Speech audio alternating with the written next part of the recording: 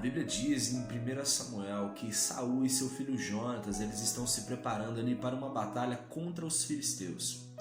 Jonatas então ele vai, ataca e mata o comandante filisteu, assim desencadeando uma guerra. Então agora Saul ele vai tocar o chofar e ele vai conclamar o povo à batalha. Perceba que Saul começa a fazer as coisas certas, porque o chofar é algo que Deus havia estabelecido ali para os israelitas.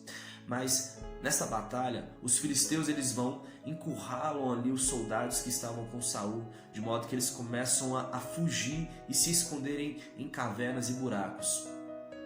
Outro detalhe que a Bíblia conta é que naquela época não havia ferreiro em Israel e os filisteus haviam proibido os israelitas de confeccionarem lança e espadas. As únicas ferramentas que eles tinham eram ferramentas de trabalho, que eram foices, enxadas e machados.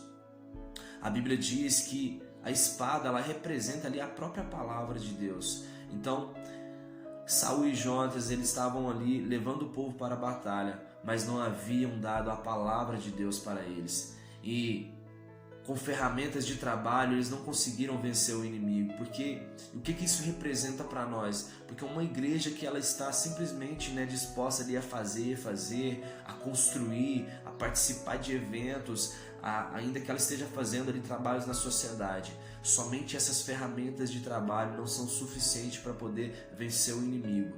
Nós vencemos o inimigo com a palavra de Deus, e essa era a forma como que os israelitas deviam estar preparados. Acontece que a Bíblia vai dizer agora que Jonatas, ele vai ali sem falar com ninguém, ele mais um servo, ele vai de peito aberto ali para junto dos filisteus. Perceba que agora ele nem leva a sua espada, ainda que nós tenhamos ali armas físicas para a batalha. Essas armas elas não são de suma importância, O que importa mesmo é a gente ter ali a palavra de Deus. Então Jonatas agora ele chega até o território, ele começa a orar falando com Deus, e aí Deus vai mandar um terremoto ali que vai causar uma grande confusão ali dentro do território dos filisteus, de modo que eles fogem e começam até a matar uns aos outros. Quando Saul ele avista todo aquele evento ali, ele vai chegar mais próximo. E a Bíblia diz que havia um sacerdote chamado Aías, que ele era sobrinho de Icabode, o filho de Finéias. E agora Saul, ele vai consultar a Deus. Eles haviam trago ali a Arca da Aliança também. E olha só, Saul, mostrando ali realmente que ele estava preocupado com as coisas de Deus. Mas acontece que no momento ali que ele estava consultando a Deus, o alvoroço que estava acontecendo ali no meio dos filisteus preocupou tanto ali Saul que ele deixou de consultar a Deus. Sabe outra coisa que eu entendo? Saul ali estava prestes a conquistar os filisteus. Então essa vontade ali de conquistar foi maior do que passar tempo com Deus. Então nós não temos que nos preocupar com as coisas que nós devemos conquistar, mas nós devemos preocupar em passar tempo com Deus. Saul não fez desse modo, e depois ele vai declarar um jejum. E esse jejum que ele faz era uma falsa reverência ali a Deus, porque ele não havia dado valor à presença de Deus, ao sacerdote Aías, e agora ele vai declarar um jejum. E adiantando aqui a história, o que acontece? Por causa desse jejum, os filisteus agora vão escapar.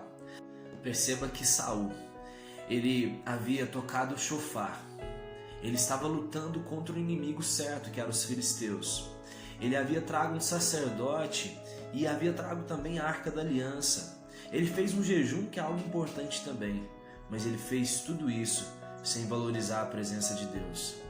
Se nós hoje também estamos dentro de uma igreja, a gente frequenta ela, a gente ora, a gente jejua, mas a gente não dá valor à palavra de Deus, pode ter certeza que isso não vai fazer com que a gente vença os inimigos. O que faz a gente vencer os inimigos é a palavra de Deus. Ela que é a espada correta, que vai fazer a gente derrotar todos os empecilhos, todo o mal que vier contra a nossa vida. Que Deus ele possa te dar muita sabedoria para que você venha entender que a arma correta que a gente usa nas nossas batalhas diárias é a palavra de Deus. Que Deus possa te abençoar muito, em nome de Jesus.